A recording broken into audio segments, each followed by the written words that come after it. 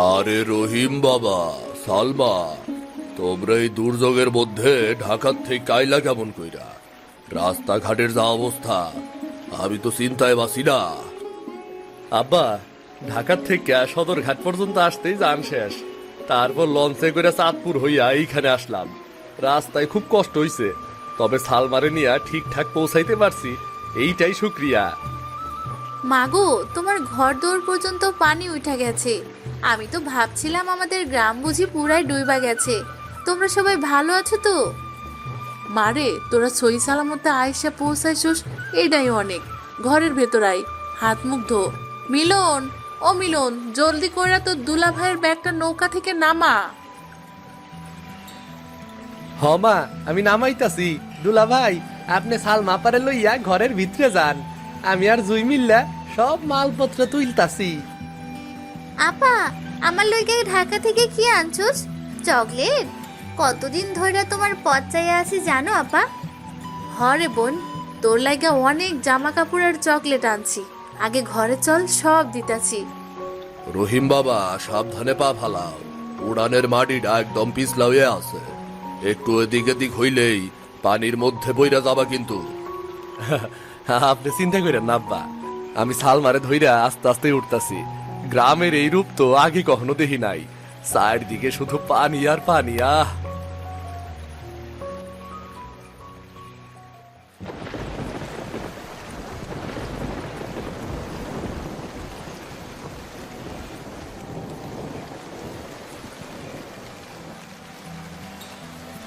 ওমা, দেখো দেখো আপা আমার লাগে কত সুন্দর লাল জামা আনছে।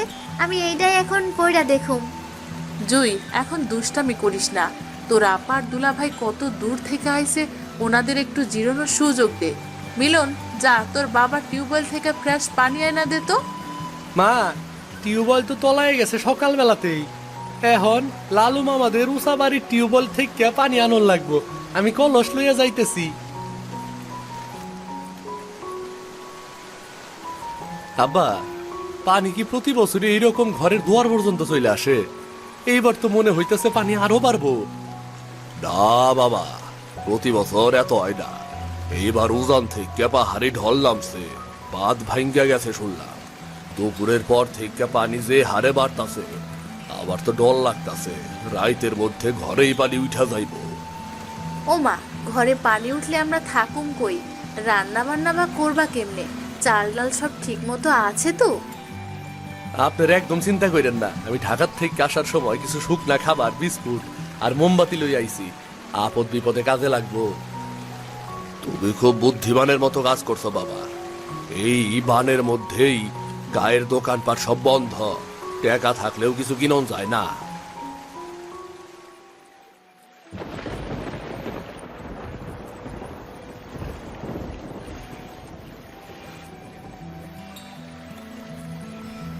কাশেম মিয়া, ঘরে আসুনি? ও কাশেম মিয়া, একটু বাইরে হ। হ্যাঁ চেয়ারম্যান সাহেব, আসি। কি অবস্থা কন্ত? মাইকে কিসের এত অ্যালার্ম শুনতাছি? অবস্থা খুবই খারাপ কাশেম। ওপরের খাড়ির বাঁধটা একেবারে ভাঙ্গা গেছে। 2-3 ঘন্টার মধ্যেই এই পুরো নিচু গ্রাম পানির মধ্যে তলাইয়া যাইব। তোমরা সবাই জলদি করো, দরকারি জিনিসপত্র লইয়া স্কুলের আশ্রয় কেন্দ্রে চলো। চেয়ারম্যান সাহেব, আমি কাশেম মিয়ার জামাই, ঢাকার থেকে আইছি। আশ্রয় কেন্দ্রের অবস্থা কেমন? সেইখানে কি সবার জায়গা হইব? অবস্থা তো সুবিধার না, তাও যান বাঁচাইতে হইলে ওইখানেই যাইতে হইব। স্কুলের দোতলায় মানুষ গাদাগাদি কইরে উঠতাছে। তোমরা দেরি কইরো না, আমার নৌকায় আর 3-4 জনের জায়গা হইব। তোমরা কারা যাইবা উঠা পড়ো জলদি উঠা পড়ো। মা, যান বাঁচানো ফরজ, পশু পাখির কথা পরে ভাবা যাইব। চেয়ারম্যান চাচা, আমরা সবাই তো এক নৌকায় যাইতে পারুম না। মিলন আর জুইরে আগে নিয়ে যান। না পা, আমি তোমাকে ছেড়ে যাবো না। আমি সাঁতার জানি, আমি ঘরের চালের উপরে থাইকে যাবো, তোমরা যাও। মুখ সাবলাইয়া কথা কবিলন। এই পানির টানে বড় বড় গাছ ভাঙ্গা যাইতাছে, তুই চালের ওপরে থাকবি। চেয়ারম্যান সাহেব, আপনি আবার স্ত্রী সালবা আর জুইরে লইয়া যান। আমরা পুরুষ মানুষেরা পরে কোনো উপায় আইতাছি। আচ্ছা ঠিক আছে, জলদি করো। অন্ধকার নাইমে গেলে কিন্তু নৌকা চালানো কঠিন হইয়া পড়বো। টর্চের আলোতেও পথ দেখা যাইব না, বুঝলা?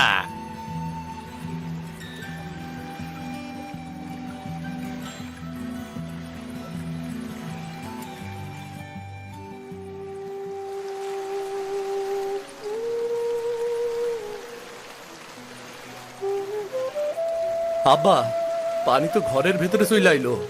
আমাদের এইখান থেকে বাইর হওয়া উচিত, নিরাপদ হইব না এখানে থাকা। আর খাটের ওপর পানি উঠতে আর বেশি সময় লাগবো না। হ বাবা, তাই তো দেখতাছি। আমার জীবনে এত বড় বন্যা আমি আর দেখি নাই। মিলন, ঘরের খুঁটিগুলান শক্ত কইরা রশি দিয়া বাচ্ছত তো, ঢেউয়ের চোটে ঘর যেন ভাইয়া না পড়ে। হ আব্বা, বিকালে পাটের রশি দিয়ে শক্ত করে বাইন্ধা রাখছি। দুলাভাই, আমাকে তো এখন ঘরের চালের উপর ওঠন লাগবো, নিচে আর দাঁড়ানোর জায়গা নাই। মিলন, চালের উপর ওঠার মতো মই আর কোনো ব্যবস্থা আছে? অন্ধকারে সাবধান উঠতে হইব। টর্চ লাইটটা আমার কাছে দে, টর্চ লাইটটা দে আমার কাছে। ঘরের কোনায় একটা বাঁশের বই আছে। মিলন, তুই আগে উইঠা দুলা ভাইরে হাত বাড়াই দে তোর।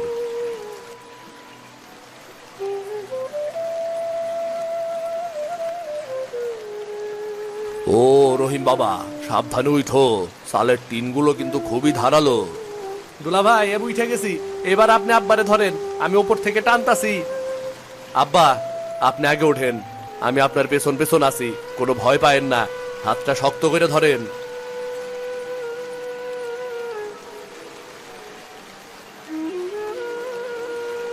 আহ, এই বয়সে যে এই দশা হইব ভাবি নাই রে। তোমাকে ওর বিপদে ফালাই দিলাম, আমার খুব কষ্ট লাগতাছে। আব্বা, শুনতাছেন? কার জানি কান্নার আওয়াজ পাইতাছি, মনে হইতাছে পাশের বাড়ির দিক থেকে কেউ কাঁদতাছে, মনে হয় বিপদে পড়ছে তারা। হ আব্বা, ওইটা তো আমাকে হাসেমের গলা মনে হইতাছে। ওর ঘরটা একেবারে নিচু জমিতে, খোদাই জানে অগো ঘরটা ভাইয়া বাসায় লয়ে গেল কি না। আব্বা, আমি সাতটাইকে দেখাই, আমার খুব চিন্তা হইতাছে, হাসে মামাগো লগেই খেলতো। না মিলন, এই অন্ধকারে পানির স্রোত অনেক তীব্র। এই স্রোতে সাঁতার কাটা আত্মহত্যা সামিল। তুই কোনো জায়গায় যাবি না, আমরা এক লগে থাইকে টর্চ মাইরে দেখার চেষ্টা করি। রহিম ঠিকই কইছে মিলন, এই পানির যে টান, ভালো সাঁতারে টিকতে পারবো না। হে ওপরালা, তুমি রক্ষা করো, রক্ষা করো।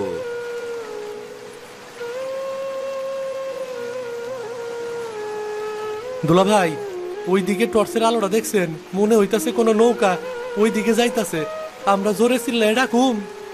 হ হ, সবাই একসাথে চিৎকার দাও। বাঁচাও, ভয় এইদিকে আসে। নৌকালা, এইদিকে আমরা আসে। ঘরের চালে আটকা আমাকে পইরা বাঁচাও। আছি। ঘরে পানি উঠা গেছে।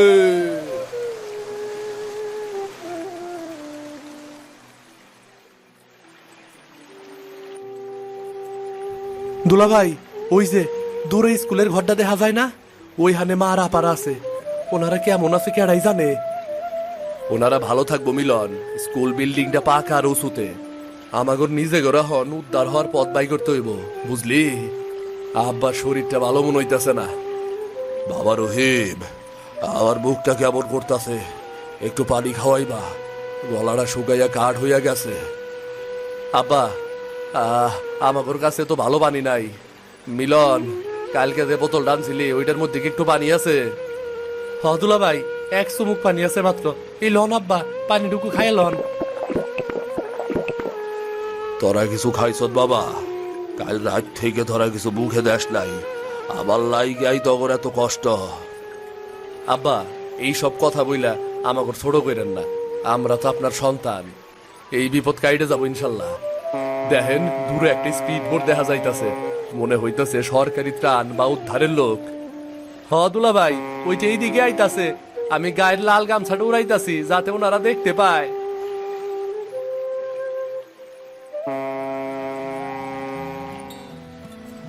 কাশেম, তোমরা বাইসা আছ, এইটাই অনেক।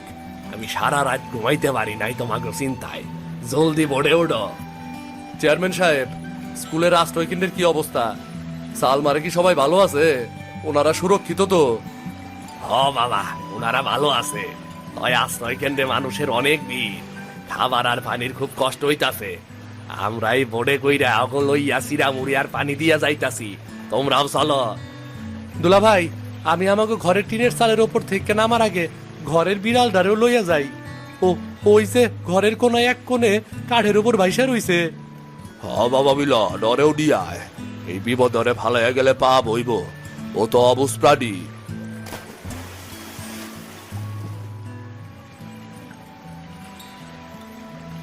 মিলন, সাবধানে ধইর, বিড়ালটা ভয়ে কামড় দিবার পারে।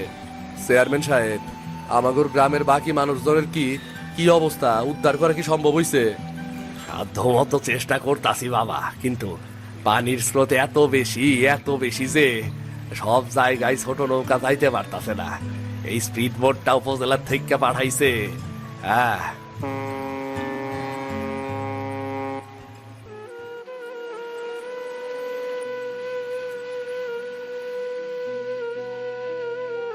আব্বা, তুমি ভালো আছো তো? ওগো, তোমার কোনো ক্ষতি হয় নাই তো? আমি সারা রাত হে উপরওয়ালার কাছে তোমাগো লেগে দোয়া করছি। আমরা একদম ভালো আছি সালমা, আল্লাহর রহমতে আর চেয়ারম্যান সাহেবের উসিলায় আমরা ঠিকঠাক চলে আইছি। তোমরা কেমন আছো? আমরা ভালো আছি বাবা, কিন্তু তোমার শ্বশুরের শরীরটা তো খুব দুর্বল লাগতেছে। মিলন, তোর আব্বারে এইখানে একটু শোয়ানোর ব্যবস্থা কর। হ মা, আমি আর দুলা ভাই আব্বারে ধইরা নিয়ে যাইতাছি। চেয়ারম্যান সাহেব আমাকে কিছু শুকনা খাবার আর ওরাল স্যালাইন দিছে। দুলা ভাই, আমার বিড়ালটারে তোমরা নিয়ে আসো। ও মা, দেখো মিলন ভাইয়া আমার পুষি দূরে লইয়া আইছে। হজুই, তোমার বিড়ালটারেও আমরা উদ্ধার করছি।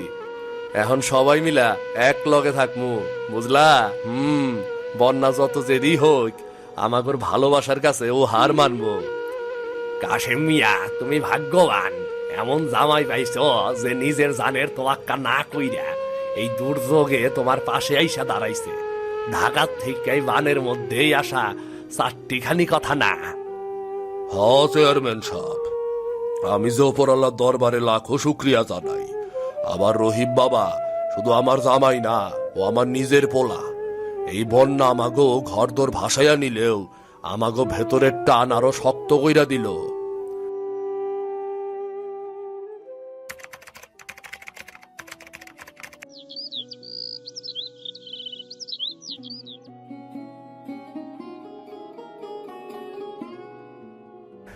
কাশেম মিয়া, ও কাশেম মিয়া, পানি তো নাইমা গেছে। এখন আসল লড়াই। ঘরের কি অবস্থা হয়েছে একটু গিয়া দেখা দরকার। আমি তগলাইগা কিছু টিন আর বাঁশের ব্যবস্থা করতাছি। আপনার উপকার আমি জীবনেও ভুলবো না চেয়ারম্যান সাহেব। বানের পানি তো নামলো, কিন্তু ভিড়ের কি অবস্থা ওপরওয়ালা জানে। আব্বা, আপনি চিন্তা করেন না, আমি আর মিলন এখনই নৌকাই কইরা বাড়ির দিকে রওনা দিতাছি। আমরা গিয়া সব দেখে আসি, তারপর আপনারা নিয়ে যাবো, ঠিক আছে? ওগো, সাবধানে যাইও। চারদিকে কিন্তু অনেক কাদা আর সাপ খোপের ভয়ও আছে। আপা, তুমি চিন্তা করো না, দুলাভাই থাকতে আমরা কোনো ভয় পাবো না। আঙ্গর কোনো ভয় নাই, আমরা জলদি দেখে চলে আসবো, ঠিক আছে?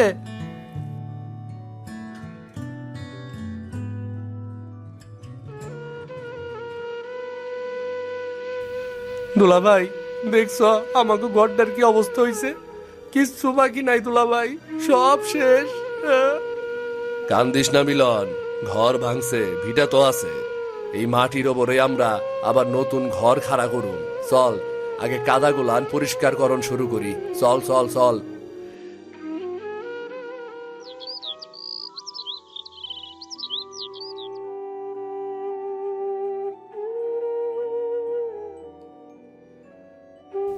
মা, তুমি কান্দো কেন?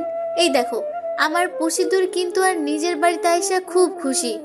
ও তো কান্দাছে না? হরে মা, তুই ঠিকও কইছস। আমরা সবাই জ্যান্ত আছি, এটাই আসল। আব্বা, তুমি এই গাছের ছায়াটায় একটু বসো। আমি আর রহিম মিলে এই কাদা সরাইয়া আজ রাতেই থাকার মতো একটা ছোট্ট চালা ঘর তুলুম। হে ওপরওয়ালা, তোমার লীলা বোঝন দায়। তুমি আমাকে ঘর দিছ ঠিকই, কিন্তু এমন একটা পরিবার দিছ যা কোটি টাকা দিয়েও পাওয়া যায় না।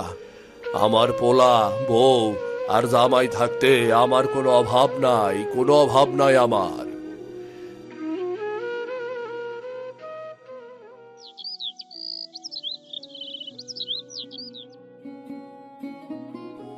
আচ্ছা সালমা, তুমি যাও, তই সাবধানে যাইও। রাস্তার দিকে এখনো ছোটখাটো গর্ত রইছে। মিলন, তুই কাজটা শেষ করে জলদি আয়। একসাথে খাইতে বসুম। দুলা ভাই, আমার কাজ শেষ। এই নতুন ঘরের খুঁটি এতটাই শক্ত হইছে যে আগামী কয়েক বছরে বড় কোনো ঝড় তুফান আইলেও এই ঘর এক চুলো নড়ব না। ও রহিম, রহিম, রহিম বাবা, মিলন, তোরা জলদি আয়। অনেকদিন পর আজ সবাই নিজের ঘরে শান্তিতে একসাথে ভাত খামো। চল, প্যাডের মধ্যে খিদে একবারে সোসো লাগাই দিছে রহিম বাবা। আজ প্রথমেই নতুন ঘরে তোমারে লইয়া ভাত খাইতে বসতাছি, আবার বুকটা খুশিতে ভইরা গেছে। সবাই মিলে ঘরের মেঝেতে মাদুর পেটে গোল হয়ে বসলো। রহিমা বেগম গরম ভাত আর ছোট মাছের চচ্চড়ি সবার পাতে বেড়ে দিচ্ছেন। এই নে পুষিদুর, তুইও আমাদের সাথে নতুন ঘরে খাবি, আর কখনো তোরে বানের পানিতে ভাসতে দিব না। মা, ঘরের চালের ওপর যখন ছিলাম তখন ভাবি নাই আমরা আবার এভাবে নিজেদের ঘরে শান্তিতে ভাত খেতে পারবো। উপরওয়ালার অশেষ রহমত। মানুষের ইচ্ছা আর পরিবারের সবার মধ্যে যদি এমন একতা থাকে, তয় কোনো দুর্যোগই মানুষকে হারাইতে পারে না। আব্বা, আমি আর 2 দিন পর ঢাকা ফিরা যামু, তবে এখন আর তোমাকে লইয়া মনে কোনো চিন্তা নাই। তুমি ঢাকা যাইবা বাবা, কিন্তু আবার এই অন্তরে তুমি সারা জীবন থাইকা গেলা। এই বন্যা আমাকে অনেক কিছু কাইরা নিলেও তোমার মতো একটা হীরার টুকরা জামাইরে চেনার সুযোগ কইরা দিছে। মানুষের ঘর পুরলে নাকি সোনা বাইর হয়, আমার ঘর ডুইবা তোমার মতো সোনার পোলা বাইর হইছে।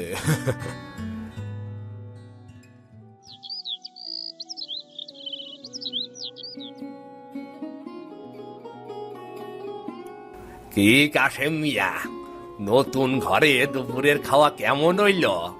জামাই বাবাজির হাতের কাজের প্রশংসা তো পুরা গ্রামে ছড়াইয়া পড়ছে। আসেন চেয়ারম্যান সাহেব, বসেন বসেন।